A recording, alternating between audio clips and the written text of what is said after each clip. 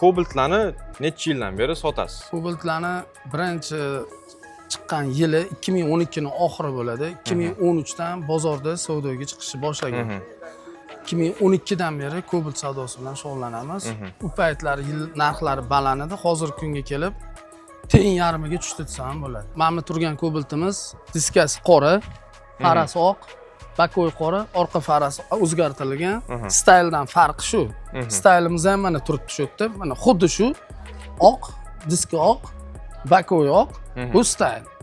Salon qismida hech qanaqa o'zgarish yo'q.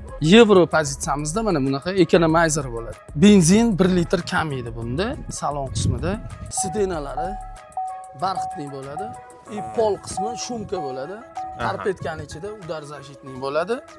Udar bo'lgani himoya qiladi. Torpeda anaqasida, tablosida benzin rasxod qanchaga yetadi, hammasini ko'rsatib turadi yevroda. Mana salondan mashinani olib chiqdim deydi. Unga men qanaqa rasxod qilaman? Salondan olib chiqsangiz endi обычно bitta polik olishingiz kerak, bitta chexol. Meni fikrim, bagajga bitta rezinka solish kerak bo'ldi. Boshqa rasxodga benzin quyib, oilaga xizmat qilish kerak. Shokat aka, katta rahmat sizga.